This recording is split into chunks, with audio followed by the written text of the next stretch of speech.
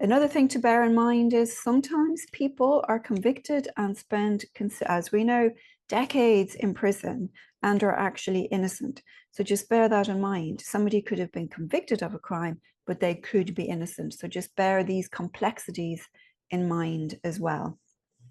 And one other note, because this has come up before, I've been asked this in class, if somebody committed the crime we're talking about, they are guilty. So for example, just, if somebody has a traumatic childhood or they have been abused themselves, we in this context do not consider them the victim. They may be the victim of that abuse, but they are not a victim of the crime we are looking at. So very simply, Charlie Manson, for instance, would you consider him guilty of the Susan Tate crimes or complicit or being complicit in those, or innocent because he had such an abusive childhood and an abusive time in prison?